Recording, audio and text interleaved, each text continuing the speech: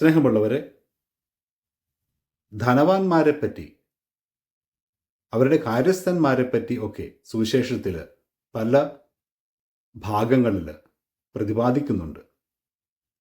എന്നാൽ ഇന്ന് നമ്മൾ വായിച്ചു കേൾക്കുന്ന സുവിശേഷത്തിലെ ആ ഭാഗം അത് നമ്മെ അല്പം അലോസരപ്പെടുത്തും.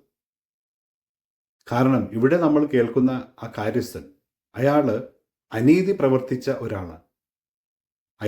അയാളുടെ ഉത്തരവാദിത്വം കൃത്യമായിട്ട് നിറവേറ്റിയില്ല. എന്നിട്ടും യേശു അയാളെപ്പറ്റി നല്ലത് പറയുന്നതായിട്ടാണ് നമ്മൾ കേൾക്കുന്നത്. എന്തുകൊണ്ടാണ് അങ്ങനെ സംഭവിക്കുന്നത്? നമ്മൾ കാണുന്നുണ്ട്, ഈ കാര്യസ്ഥൻ അനീതി പ്രവർത്തിച്ചയാളാണ്. എങ്കിലും അയാളുടെ ജോലി സ്ഥാനം നഷ്ടപ്പെടുമെന്ന് മനസ്സിലാക്കുമ്പോൾ അയാൾ കടക്കാരെ വിളിക്കുക, അവർക്ക് ഓരോരുത്തരായിട്ട് അവരുടെ കടങ്ങൾ ഇളവ് ചെയ്യുക. ഇവിടെ വീണ്ടും നമ്മൾ വിചാരിക്കും, അയാളുടെ കർത്തവ്യം, അയാളുടെ സ്ഥാനം വീണ്ടും ദുരുപയോഗിക്കുക. പക്ഷേ ബൈബിള് കൃത്യമായിട്ട് വായിക്കുമ്പോൾ അതിൽ പറഞ്ഞിരിക്കുന്ന ആ അളവുകളെ പറ്റി പറയുമ്പോൾ നമുക്ക് ചില കാര്യങ്ങൾ മനസ്സിലാകും. അവിടെ നമ്മൾ കേൾക്കുന്ന രണ്ട് വാക്കുകൾ, ബത്ത്, ഖോർ. ഒരു ബത്ത് എന്നുള്ളത് 22-നും 45-നും ലിറ്ററിന് ഇടയിൽ വരുന്ന അളവാണ്. ഒരു ഖോർ എന്നത് ഏകദേശം അതിൻ്റെ 10 മടങ്ങ്, 220-നും 450-നും ലിറ്റർ ഇടയിൽ വരും. അപ്പോൾ ഈ മനുഷ്യരുടെ മൊത്തം കടം നമ്മൾ കൂട്ടുമ്പോൾ അത് 100 മടങ്ങ്.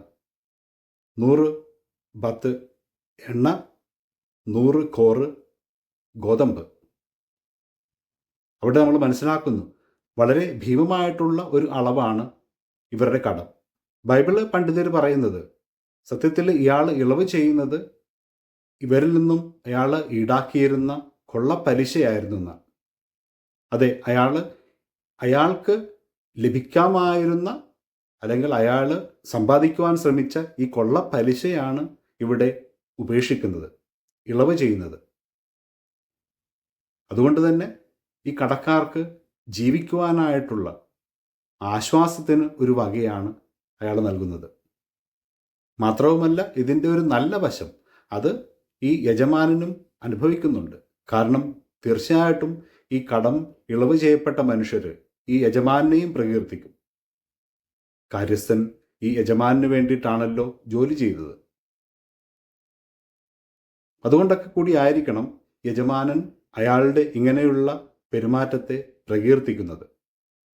സ്നേഹമുള്ളവരെ, യേശു നമ്മോട് പറയുന്നുണ്ട്, നമ്മുടെ ധനം, നമ്മുടെ വിജയങ്ങൾ, അല്ലെങ്കിൽ നമ്മുടെ ലാഭങ്ങൾ, അതൊക്കെ നല്ല കാര്യത്തിന് വേണ്ടി നമുക്ക് ഉപയോഗിക്കുവാൻ സാധിക്കും. എന്നാൽ വേണമെങ്കിൽ അതുവഴി മനുഷ്യൻ്റെ ജീവിതത്തിന് നമുക്ക് ബുദ്ധിമുട്ടും ഉണ്ടാക്കുവാൻ സാധിക്കും. അത് നമ്മൾ നമ്മുടെ ജീവിതത്തിൽ, നമ്മുടെ ലോകത്തിൽ കാണുന്നുണ്ട്. ലാഭമാണ് ഇന്ന് നമ്മുടെ ലോകത്തെ നയിക്കുന്നത്. ഒരു വശത്ത് നമ്മൾ വാതോരാതെ നീതിയെപ്പറ്റി, സമാധാനത്തെപ്പറ്റി പറയുമ്പോൾ, മറുവശത്ത് മനുഷ്യർ ജീവിക്കുവാൻ വകയില്ലാതെ അവരുടെ നാട് വിട്ടു പോകേണ്ട അവസ്ഥ. അതിലില്ലാത്ത ലാഭക്കൊതി, അത് മനുഷ്യരുടെ ജീവിതത്തിന് വലിയ പ്രഹരം തന്നെയാണ് നൽകുന്നത്. യേശു നമ്മോടൊന്ന് ചോദിക്കും, നമ്മുടെ പ്രവൃത്തികൾ അത് മറ്റുള്ളവൻ്റെ ജീവന് വിലങ്ങുതടിയാവുന്നുണ്ടോ? ഈ സുവിശേഷത്തിലെ കാര്യസ്ഥൻ അനുതാപത്തിൻ്റെ ഒരു മാതൃക കൂടിയാണ്. അനുതാപം എന്നുള്ളത് എന്തെങ്കിലുമൊക്കെ പ്രാർത്ഥന ഇങ്ങനെ ഉരുവിടുന്നത് മാത്രമല്ല, മറിച്ച് അത് ജീവിതത്തിൽ കൂടി പ്രതിഫലിക്കേണ്ടതുണ്ട്. നമ്മുടെ പ്രവൃത്തികൾ വഴി നമ്മൾ അതിന് പരിഹാരം ചെയ്യേണ്ടതുണ്ട്. അന്ത്യവിധി സമയത്ത് നമ്മൾ ദൈവത്തിൻ്റെ മുമ്പിൽ നിൽക്കുമ്പോൾ നമ്മോട് ദൈവം കണക്ക് ചോദിക്കും.